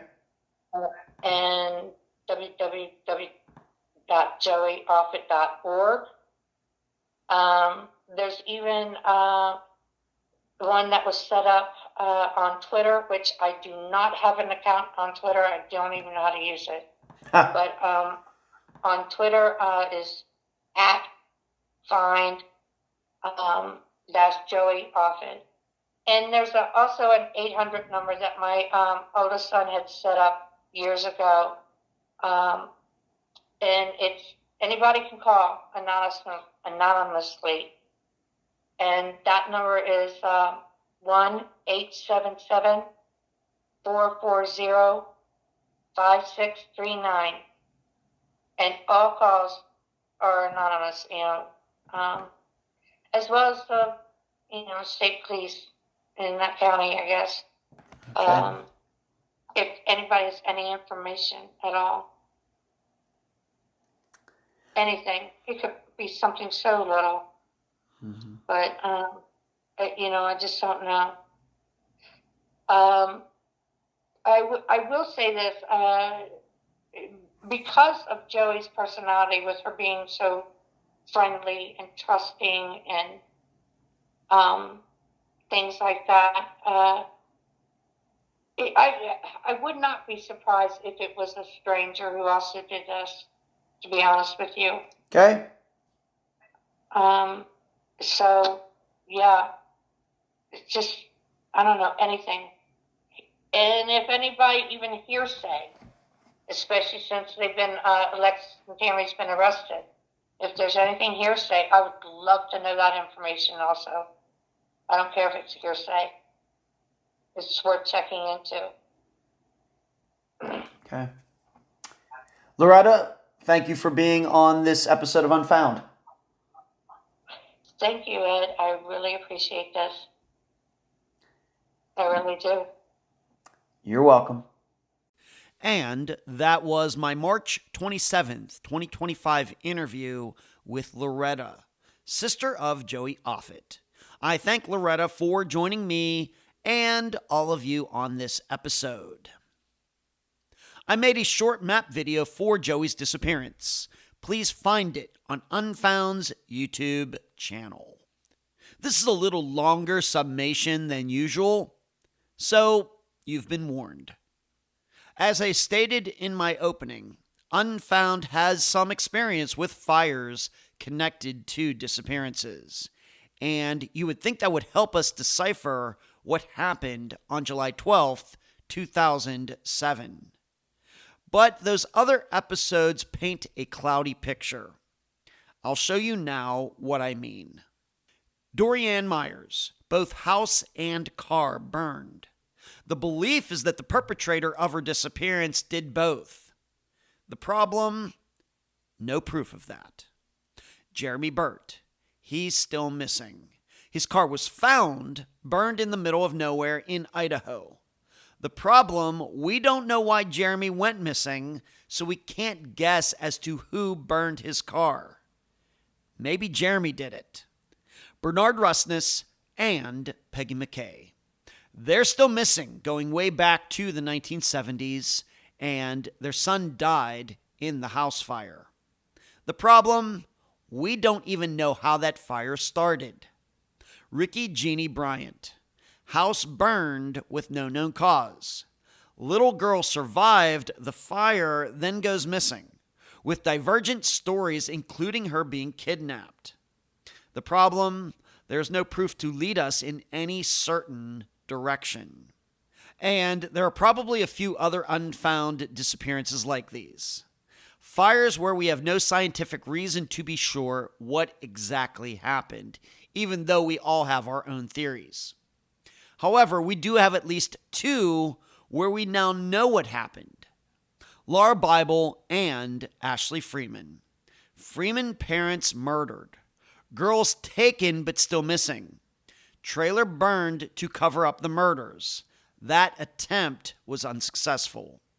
Bizarrely, for a while, many people thought Laura and Ashley started the fire. We now know this was all about drugs. Tyler North, truck burned. His remains were eventually found. He was murdered by his ex-wife and her boyfriend. This was a disappearance that was never in doubt as to what happened. What I see in listing those is how different they are, and how different the people who went missing because of them are. 4 homes burned, 3 cars. 4 fires intentionally set, 2 probably not. 1 child missing, 6 adults missing. 1 child found in a burned home, 2 adults found in a burned home. 1 adult found in the woods. What does this all mean for Joey's disappearance? Well, it has the element of a dead child like Rusness McKay. It has the element of an intentionally set house fire like Myers and Freeman. And Joey's admittedly has the element of a viable suspect if we're to consider that like Myers and North. Where Joey's differs greatly, though, is her vehicle being found intact, whereas vehicles in the Myers, North, and Burke cases were burned. Why? Well, the most popular theory is to ruin any chances of forensic collection. Then why wasn't the perpetrator of that fire concerned about forensics in the car as well? Hard to say. Likewise, if this were foul play against Joey's child other than by Joey herself, why did the perpetrator seemingly take Joey but leave the baby behind? And no, I do not believe Joey's body was burned to the point of ashes, unlike what I thought with Rusness McKay. Why do I have a different idea this time? Because if a plastic answering machine survived, then surely an adult body would have too. So I hope this helps you sharpen your knowledge and ideas of cases where fires have occurred. And please never let your disappearance education go up in smoke. If you'd like to hear and read more of my in-depth analysis into the disappearance of Joey Offutt, please go to patreon.com/Unfound Podcast. Sign up to partake in the Unfound blog. You get some other things as well. Until then, I leave the public theorizing up to you. That's the program. I'm Ed Dunsel, and you've been listening to Unfound.